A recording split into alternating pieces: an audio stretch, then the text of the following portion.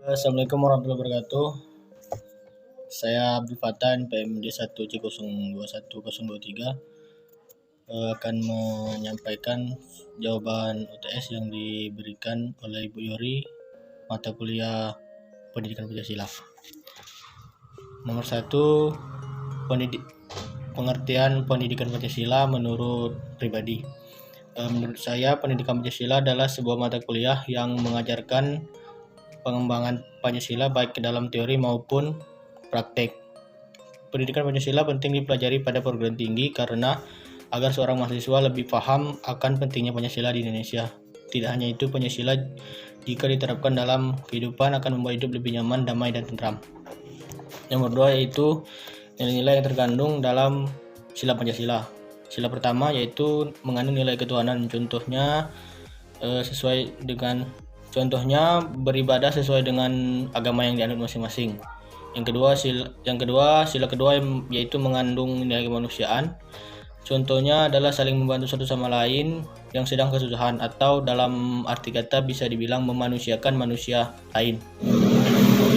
Sila ketiga mengandung nilai persatuan. Contohnya bersatu dan bergotong royong dengan sesama tanpa membedakan ras, agama, dan suku. Sila keempat mengandung nilai kerakyatan. Contoh dari sila keempat adalah musyawarah untuk mufakat. Dan terakhir yaitu sila kelima mengandung nilai keadilan. Contohnya bersikap adil dalam mengambil dan memutuskan perkara atau putusan.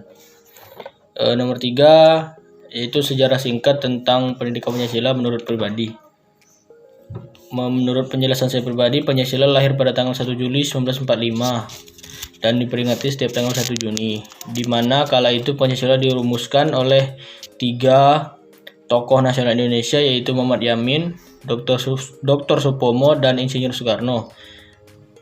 Dalam hal ini, ketiga tokoh nasional Indonesia ini merumuskan Pancasila dengan hasil putusan, yaitu putusan dari Insinyur Soekarno yang dicetuskan dalam sidang BPUPKI pada 1 Juni 1945. Sejak saat itu, Pancasila diperingati setiap tanggal 1 Juni.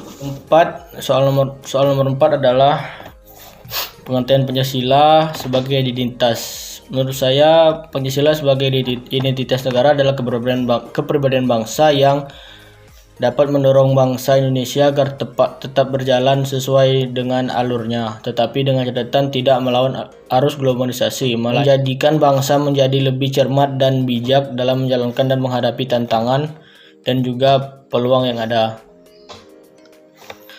Kedua, Pancasila sebagai kepribadian bangsa adalah ciri khas suatu bangsa Indonesia dan tidak dapat dipisahkan oleh bangsa lain dengan mempunyai pedoman 5 sila dan pengalaman masing-masing.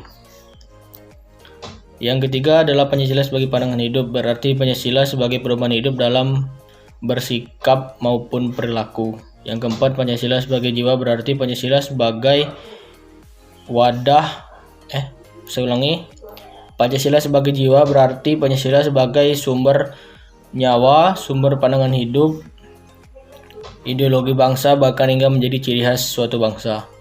Yang terakhir adalah Pancasila sebagai perjanjian luhur, berarti keputusan akhir bagi bangsa Indonesia yang harus diamalkan dan diterapkan dalam kehidupan sehari-hari. Jawaban nomor 5 adalah yang saya dapat, Pancasila dinaungi oleh Undang-Undang 1945 yang diikat oleh Majelis Permusyawaratan Rakyat dengan dasar politik tidak tertulis. Lalu di bawahnya ada undang-undang yang menaungi peraturan pelaksanaan dari otonomi negara dan lain-lain. Dalam konteks ini, sistem hukum terkuat ada pada undang-undang yang dinaungi oleh Pancasila.